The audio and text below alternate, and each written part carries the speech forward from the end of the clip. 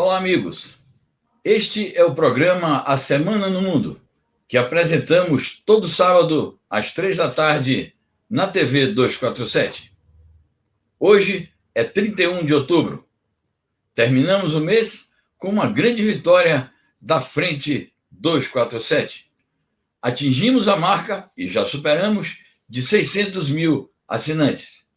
Inscreva-se você também, torne-se um assinante e um apoiador da TV 247 e do site Brasil 247.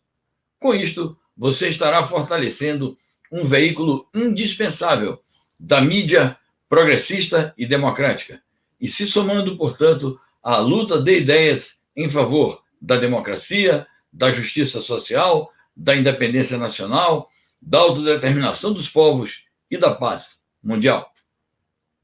Chega ao fim a campanha eleitoral nos Estados Unidos. Na terça-feira, 3 de novembro, o eleitorado estadunidense, a parte que ainda não votou, porque já mais de 70 milhões de pessoas votaram, a parte que não votou irá às urnas para sufragar o candidato da sua preferência e aquele que pretende colocar à frente dos destinos do país nos próximos 4 anos, a partir de janeiro de 2021. Trata-se da disputa para ver quem será o chefe do imperialismo estadunidense. Não podemos deixar de ter isto em conta.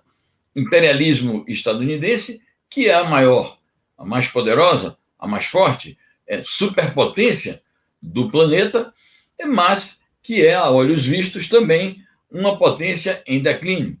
Tanto é assim que vem sendo superada em vários indicadores por outras potências e, sobretudo, pela emergente China socialista, que, com suas peculiaridades, vai conseguindo índices espetaculares de desenvolvimento econômico, social e cultural e vai tendo uma inserção cada vez maior no mundo. Por isso mesmo que os Estados Unidos têm voltado suas baterias contra esse país e, ao mesmo tempo, para tentar conter o seu declínio, se apresenta ao mundo com uma agressividade tremenda, com o exercício de uma política externa unilateral e ignorando os interesses dos povos e a soberania das nações. Foi sob esta bandeira de colocar em primeiro lugar os interesses dos Estados Unidos que o Donald Trump se elegeu há 4 anos e que exerceu o seu mandato presidencial procurando impor a vontade dos Estados Unidos no mundo. Nós chegamos a este momento da campanha eleitoral com o candidato democrata Joe Biden em franca vantagem.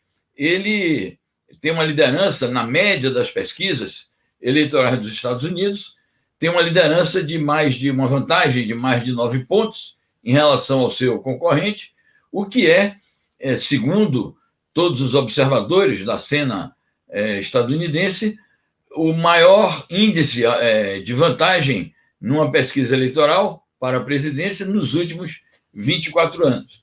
Claro que isto, em si mesmo, não decide as coisas.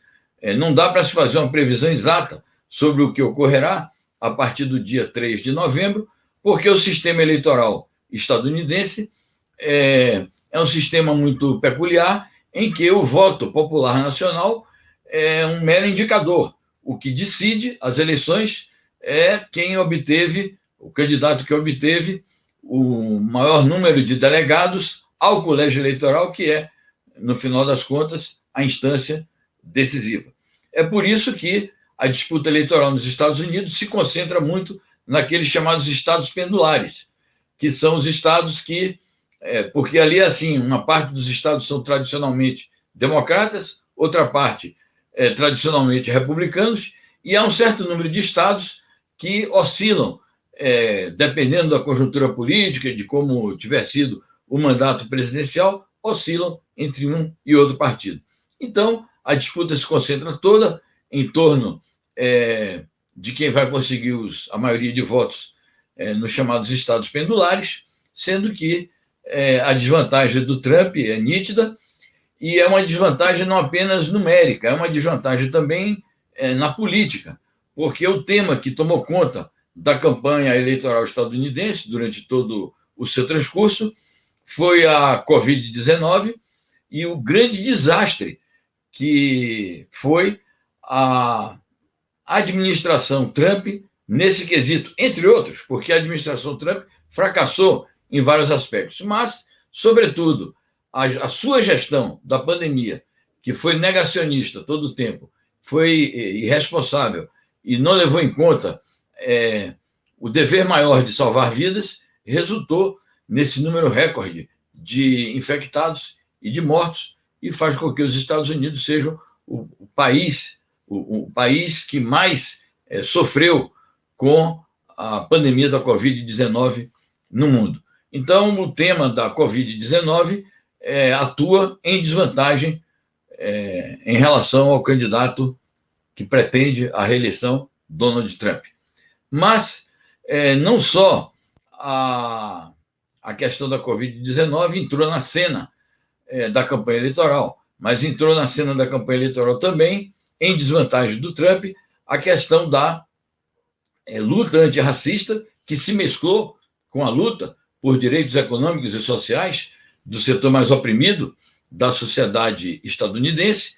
E vocês se lembram que desde o mês de maio nós temos vivido nos Estados Unidos momentos de grandes tensões, de grandes manifestações, de grandes confrontos, em que a gestão do Donald Trump foi realmente colocada em xeque. Mas eu quero trazer para vocês, porque é um tema que com certeza vai suscitar muitos debates daqui por diante, principalmente se o Biden de fato ganhar as eleições, um tema que veio à tona a partir de sexta-feira, a partir de uma reportagem que foi publicada no jornal New York Times, que, como se sabe, é o principal jornal dos Estados Unidos. O New York Times afirma que o Trump deve acabar com o bullying na América Latina e ter como alvo maior a destruição ambiental provocada por Jair Bolsonaro, principalmente na Amazônia. Este é um tema que entrou, de fato, no debate eleitoral estadunidense. O Joe Biden se manifestou várias vezes sobre este assunto, já provocou incômodos aqui no governo de extrema-direita do Jair Bolsonaro, e, de fato, a posição que o Biden tem adotado sobre isso, mas não só sobre isso, a posição crítica que ele e o Partido Democrata têm em relação ao governo do Bolsonaro, porque é um governo antidemocrático, é um governo que pretende impor uma tirania no Brasil, essa posição já causa atritos com o governo de Bolsonaro e sinaliza que, se o Biden ganhar, de fato, haverá turbulência na relação bilateral entre os dois países.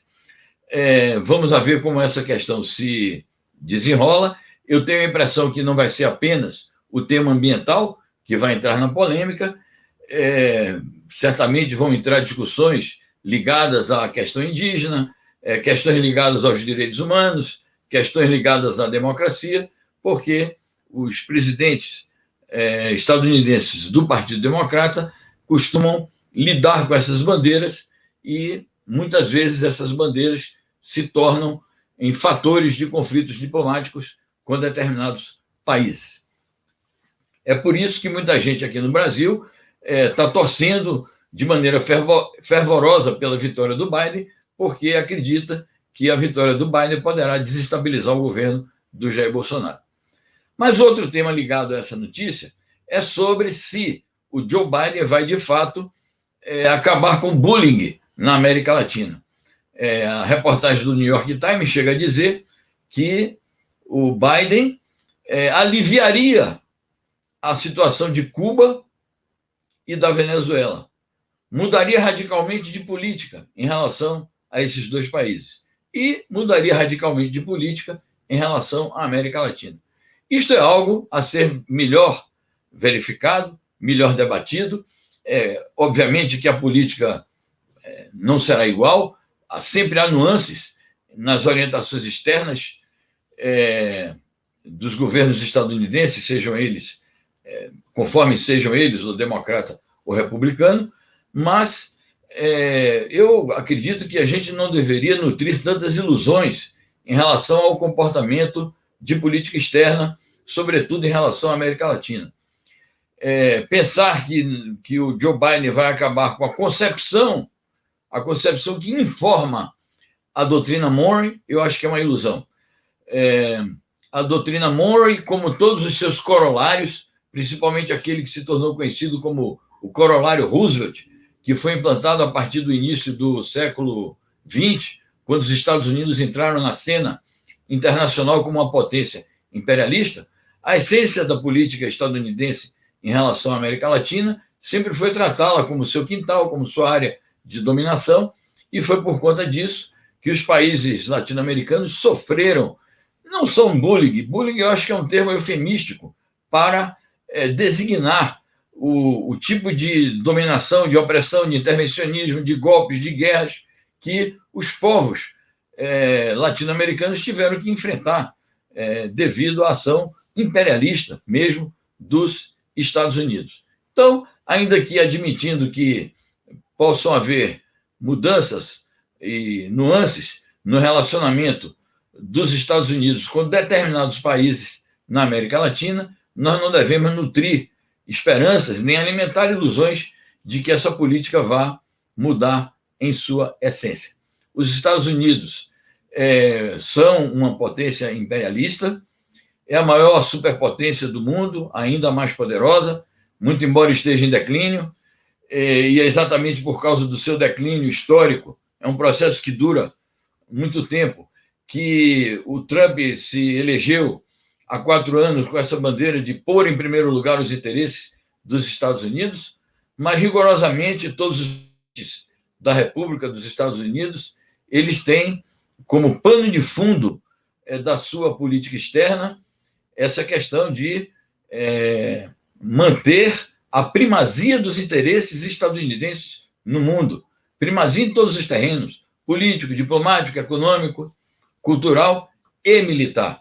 E não é à toa que eles mantêm no mundo quase 1.000 bases militares, que exatamente essas bases militares, além da existência da Organização do Tratado do Atlântico Norte, em parceria com os países, com o Canadá e com os países da União Europeia, são os mecanismos, os instrumentos pelos quais os Estados Unidos impõem o seu domínio mano-militar. Então, a gente não deve nutrir nenhuma ilusão em relação a uma mudança de essência na política externa dos Estados Unidos em relação ao mundo, nem em relação à América Latina.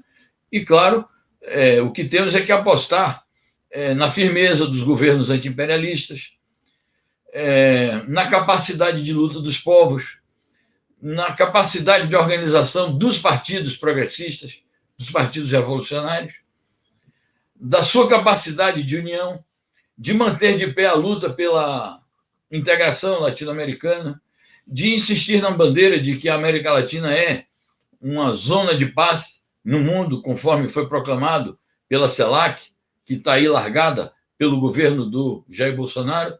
Então, tudo isso que são os fatores, na minha opinião, principais. A ação dos governos anti-imperialistas, a posição dos povos, a posição das forças progressistas, é isso que vai contar mais em relação a se o mundo e a América Latina vão mudar ou não. De qualquer forma, essa aposta aqui precisa ser feita. Ainda ligado aos embates políticos e eleitorais nos Estados Unidos, eu quero trazer à tona aqui uma informação e comentar, e submeter ao debate com vocês, que aí, no caso, é uma formulação que vem do lado do Trump.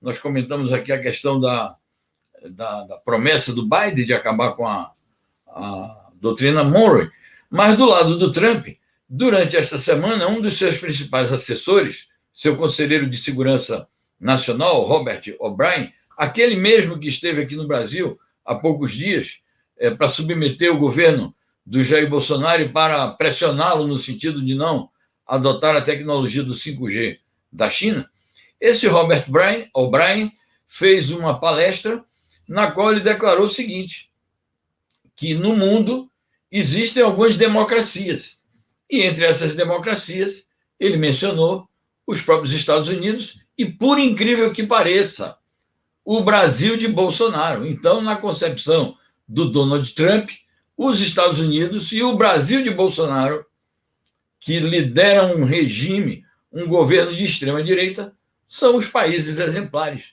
da democracia no mundo. E, do outro lado, como exemplos de sistemas políticos e de governos autoritários, ele citou, entre outros países, citou a China e a Rússia, mostrando, mais uma vez, essa propensão do Partido Republicano, da sua liderança, e principalmente do Donald Trump, e essa vontade que ele tem, caso seja reeleito, de continuar levando adiante, como um dos aspectos centrais da sua política externa, uma ação anti-chinesa. Ação anti-chinesa esta que é baseada numa concepção política de disputa política e ideológica dos Estados Unidos, como pretenso líder do mundo capitalista, contra uma força destacada do socialismo, que é a China, e o seu partido de vanguarda, o partido que comanda a construção do socialismo com peculiaridades chinesas, que é o Partido Comunista da China. Então, o Trump e seus principais assessores de segurança nacional consideram que o socialismo, o comunismo, tal como ele é apresentado pelo Partido Comunista da China e a própria China, representariam a ditadura, o autoritarismo e a principal ameaça à democracia no mundo e ao exercício dos direitos humanos. Então, este é o embate que está colocado e esta é uma das questões essenciais da pregação política e ideológica do Trump e do seu entorno político, da Casa Branca e da atual direção do Partido Republicano. Então, meus amigos, enquanto os Estados Unidos fazem esse tipo de provocação contra a China, e o mundo, então, fica nessa expectativa do embate eleitoral da próxima terça-feira, a China nos manda notícias importantes e que eu quero aqui compartilhar com vocês, porque eu considero essa uma notícia de grande interesse para a opinião pública internacional. Então, a notícia é esta: o Partido Comunista da China aprova um plano de desenvolvimento de longo prazo.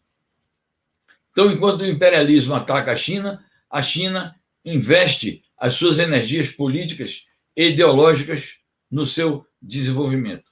Planos quinquenais, porque, na verdade, o anúncio desse plano de desenvolvimento representa o anúncio do 14º Plano Quinquenal da China, que é uma tradição dos países socialistas e, portanto, é uma tradição também da China apresentar planos a cada 5 anos de metas de desenvolvimento econômico e social. No caso da China, foram 13 planos quinquenais já realizados, estamos em vésperas do começo do novo plano quinquenal a partir do ano de 2021. Desde 1978, quando a China inaugurou esta política, que segue em vigência, de reforma e abertura, que os planos quinquenais deixaram de ser ultracentralizados e deixaram de representar uma espécie assim de monopólio estatista sobre a economia. Então, o plano quinquenal se tornou uma espécie de plano de metas, em que, na execução desse plano de metas, são levados em consideração também os critérios de mercado. As questões ligadas à economia de mercado têm, desde que a China inaugurou a política de reforma e abertura, grande significação. O que é que eu queria destacar em relação à finalização do 13º Plano Quinquenal e o início do próximo? Primeiro, associado ao Plano de 5 anos. O 14º plano quinquenal apresenta também metas de longo prazo para os próximos 15 anos. Então, são metas a serem verificadas até o ano de 2035. Esse plano, o novo, foi elaborado sob a pressão de 2 fatores importantíssimos. Primeiro, a ofensiva dos Estados Unidos contra a China, no que teve lugar, inclusive, uma guerra comercial, continua se desenvolvendo, e uma guerra no âmbito da questão tecnológica, que é a questão de aceitar ou não que a China consiga implantar a sua tecnologia de 5G em diferentes países. Os Estados Unidos estão fazendo uma grande pressão contra a implantação do 5G chinês e conseguido que alguns países até tenham rompido as relações com a empresa chinesa Huawei, que é a encarregada, a empresa que desenvolveu essa tecnologia. Mas há também uma grande pressão militar dos Estados Unidos, ligada aí à questão de Taiwan, há uma pressão de natureza política ligada à questão de Hong Kong, e há uma pregação geral dos Estados Unidos e de outras potências voltada para a questão de estimular o separatismo na China, questão na qual eu tenho certeza absoluta de que eles serão derrotados, porque a China tem como um princípio assegurar a sua soberania, a sua integridade territorial, a sua unidade política, e jamais cederá 1 milímetro sequer da sua soberania, do seu território, diante dessas pressões que fazem os Estados Unidos. Portanto, há também uma pressão militar ligada à questão do Mar do Sul da China, a venda de armas estadunidenses a Taiwan. Então, sob este cerco e sob esta pressão estadunidense que a China comemora o êxito na realização das metas do 13º plano quinquenal e anuncia as metas do 14º. E o segundo fator que pressionou bastante a China no último ano foi a questão da Covid, né? A Covid, que atingiu todos os países do mundo, teve um grande impacto no desenvolvimento econômico de todos os países e, especificamente, a China também sofreu os efeitos da Covid, não só no aspecto principal, que é o aspecto sanitário, mas também a repercussão que isso teve na sua economia. Então, diante desses 2 fatores, a China chega, e na reunião do Comitê Central do Partido Comunista, que se realizou entre o dia 26 e 29, chega com alguns êxitos importantes. Primeiro, que a Covid foi controlada totalmente na China, né? A vigilância continua, mas ela foi controlada e em tempo recorde. Mas, além disso, a China conseguiu retirar, nos últimos 5 anos, 55 milhões, quase 56 milhões de pessoas, 55 milhões e 750 mil pessoas, habitantes das áreas rurais. Essas pessoas foram retiradas da linha de pobreza. Além disso, a China criou 60 milhões de novos empregos urbanos e conseguiu fazer com que a cobertura de seguro de saúde atingisse 1 bilhão e 300 milhões de pessoas. Então, são êxitos sociais importantes. Há muitos outros êxitos econômicos que a China alcançou na aplicação do 13º plano quinquenal, que ao longo da semana eu vou comentando aqui nos programas diários que temos, que é o Bom Dia 247, e no programa de quarta-feira, que é O Mundo Como Ele É. Mas eu quero destacar isso, são grandes êxitos alcançados na aplicação do 13º plano quinquenal. A China chega ao final do 13º quinquenal com uma economia de 15 trilhões de dólares. É o tamanho da economia chinesa. O que fez com que essa economia se tornasse, esse valor faz com que a economia chinesa represente 16,5% da economia mundial, uma parte significativa, portanto. Então, a China chega a esses êxitos e começa, portanto, um novo período, e tudo isso é fruto de uma divisa, de uma palavra de ordem, de uma consigna do Partido Comunista da China e do seu presidente, que é também o secretário-geral do Comitê Central do Partido Comunista da China, o presidente Xi Jinping. A consigna é: o povo em primeiro lugar. A razão de ser do socialismo com peculiaridades chinesas é promover o bem-estar, a felicidade e o desenvolvimento econômico, cultural, civilizacional do povo chinês. E realizar, entre o ano de 2020 e o ano de 2021, quando se comemora o primeiro centenário do Partido Comunista, realizar o sonho chinês de superar a pobreza absoluta e chegar no centenário da Revolução em 2049, completando a realização deste sonho, que é transformar a China num país socialista poderoso e próspero, um país civilizado, culturalmente avançado, democrático, e com o povo vivendo em condições de comodidade, vivendo em condições de bem-estar econômico e social. Então, esse é um registro importante que precisa fazer, porque isto influi no quadro geopolítico. Isso influi nas disputas da política internacional, porque, ao lado de tudo isso, a China tem hoje uma grande inserção no mundo, com esse seu plano de criar a nova rota da seda, em que ela participa intensamente do comércio mundial, em que ela participa intensamente do investimento externo em muitos países do mundo, principalmente nos países emergentes, e isto, obviamente, que tem resultados na alteração paulatina do quadro mundial de forças. E é por isso também que os Estados Unidos reagem da maneira agressiva que tem feito. Mas eu queria ainda compartilhar com vocês um outro êxito de um outro país socialista, que é a nossa querida Cuba. Cuba vem alcançando êxitos importantes no combate à Covid. Então, eu quero mostrar aqui para vocês essa notícia,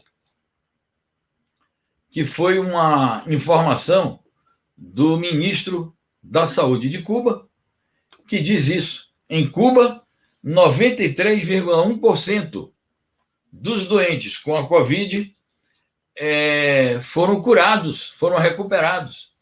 Cuba, que também tomou muitas medidas para controlar a doença, ao lado de medidas preventivas, Cuba tem tomado medidas de intervenção direta quando os casos são detectados. Cuba tem feito testes com uma amplitude muito grande e com uma rapidez, com muita instantaneidade, tem conseguido detectar os casos de infecção e isolar, e, portanto, tomar medidas para que a doença não se alastre. Além do fato de que Cuba dá uma grande contribuição não só ao próprio desenvolvimento da sua população, como da América Latina como um todo e da humanidade, na medida em que ela está desenvolvendo intensamente experiências visando a produzir também uma vacina. Tornou-se mundialmente famosa e foi saudada com grande entusiasmo na América Latina a vacina Soberana 1, que Cuba está desenvolvendo testes sobre ela. Ainda não há resultados definitivos, como não há resultados de nenhuma vacina, mas vocês podem crer que a vacina cubana Soberana 1 é uma das candidatas importantes e que vai se somar ao esforço de muitos países e da Organização Mundial de Saúde para o combate à pandemia no mundo. É por isso que isso é preciso sempre ressaltar, que a política do bloqueio estadunidense contra Cuba é uma política criminosa. Os Estados Unidos fazem isso visando a estrangular o governo, a submeter o governo revolucionário e socialista da ilha, e, ao fazê-lo, prejudica não apenas o governo, prejudica a população. E, sobretudo, no momento de pandemia, em que um país precisa tomar medidas especiais de combate a isto, a natureza desse bloqueio se torna cada vez mais criminosa aos olhos de toda a humanidade. É por isso que, em breves dias, haverá uma votação na Assembleia Geral das Nações Unidas de uma moção que Cuba apresenta há 29 anos consecutivos. Uma moção contra o bloqueio estadunidense a Cuba. E nós temos certeza de que esta moção, tal como as 28 anteriores, essa também será aprovada e o imperialismo estadunidense, mais uma vez, desmascarado nessa questão. Mas, meus amigos, nós estamos caminhando para o final do nosso programa e eu ainda queria abordar dois assuntos de maneira muito tópica. Primeiro, é essa questão do atentado terrorista que aconteceu na última quinta-feira, em Nice, na França, em que um cidadão tunisiano assassinou 3 pessoas, entre elas uma conterrânea nossa, brasileira, baiana, chefe de cozinha, que estava vivendo na França há 30 anos, que tinha sua família, e foi assassinada junto a 2 outras pessoas ali na Catedral de Notre-Dame, em Nice. E, a partir deste fato, que se somou a um outro, que foi o assassinato de um professor,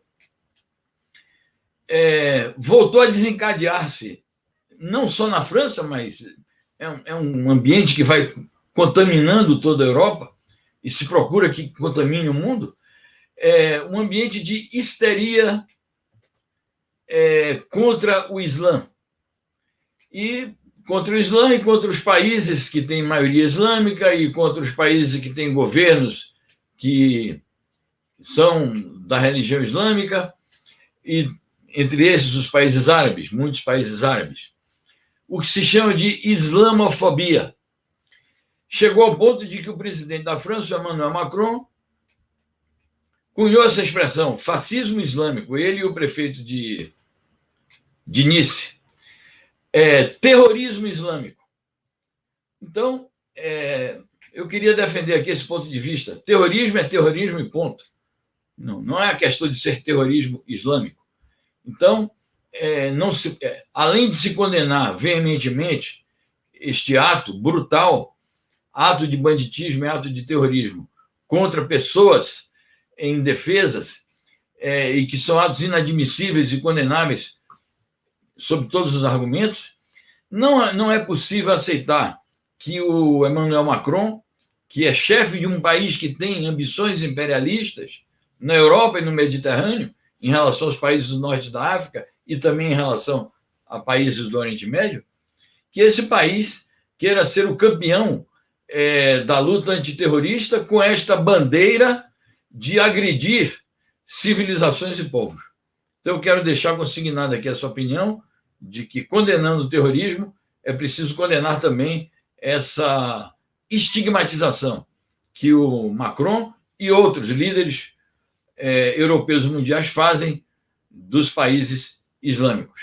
E quero dizer que a comunidade islâmica no Brasil e em vários lugares do mundo, inclusive na França, tem condenado o ato terrorista, e até mesmo o presidente da Turquia, com quem o Macron iniciou uma polêmica, condenou o ato terrorista, mas eu vou compartilhar essa notícia aqui com vocês porque é simbólica desta questão, para deixar bem demarcada a posição geopolítica daqueles países islâmicos.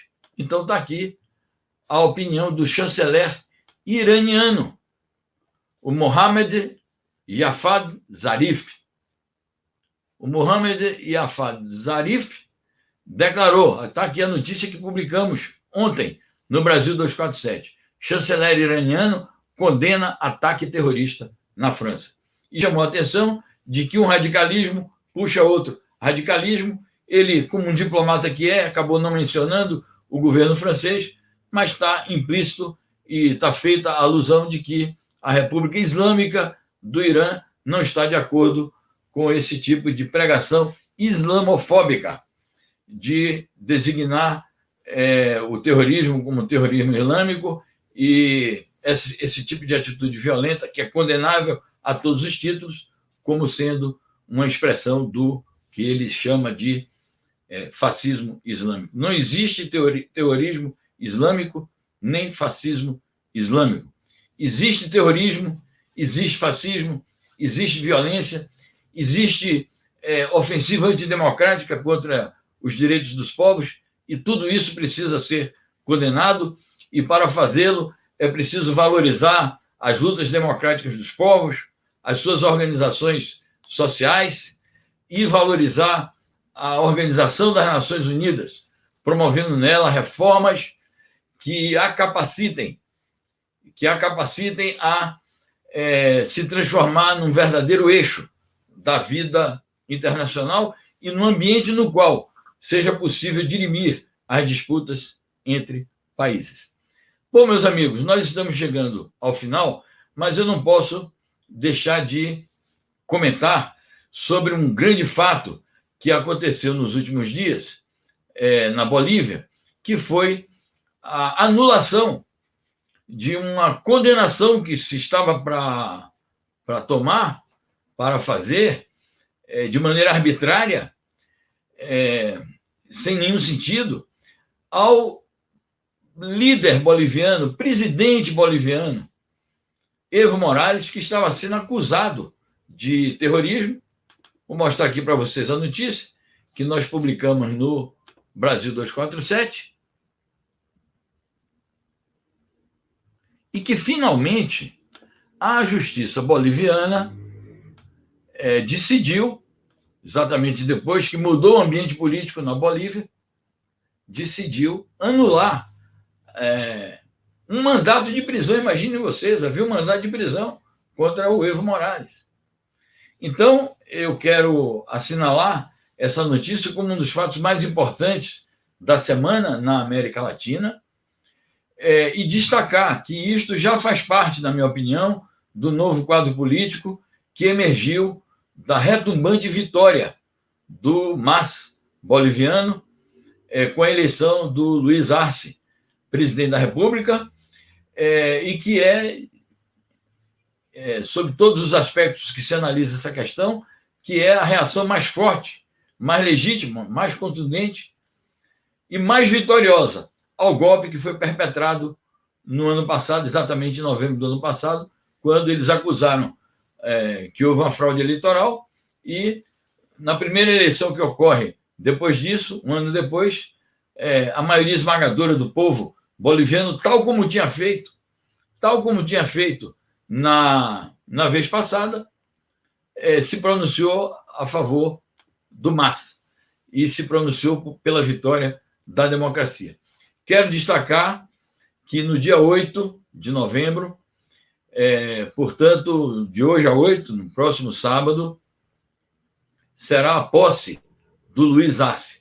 Um grande momento de redenção da democracia e dos direitos populares e soberanos da população boliviana.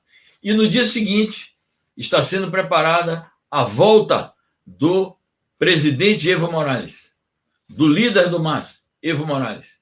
E, na minha opinião, é inócua essa discussão. O Evo vai participar ou não vai participar do governo? O Evo tem um lugar inscrito na história do povo boliviano e um papel enorme a cumprir na liderança de lutas nacionais e populares. E não é a questão de ir ou não ir para o governo do Luiz Arce que vai aumentar ou diminuir esse papel. De modo que estamos nos despedindo no programa de hoje, com essa expectativa de que no próximo sábado nós estejamos comentando a posse do Luiz Arce, que será, sem sombra de dúvida, o grande acontecimento na América Latina, e vamos continuar acompanhando durante a próxima semana os acontecimentos nos Estados Unidos. Vamos comentá-lo diariamente no programa Bom Dia 247, na quarta-feira, no programa O Mundo Como Ele É. Me despeço pedindo a vocês, mais uma vez, que se torne assinante da TV Brasil 247, da TV 247, do site 247, e contribua para que este veículo de imprensa desempenhe um papel cada vez maior na luta pelo direito à comunicação, pelo direito à informação e para fazer valer as ideias que defendemos aqui de democracia, de soberania nacional, de autodeterminação dos povos e de paz mundial. Um grande abraço a todos, bom feriado. Temos aí um feriadão que vai até terça-feira, é o retorno das atividades, normalmente, ainda no quadro da pandemia, mas, enfim, o feriado vai até segunda-feira. Um bom feriado a todos, um grande abraço e até o próximo sábado com mais um programa A Semana no Mundo. Até lá, amigos. Forte abraço.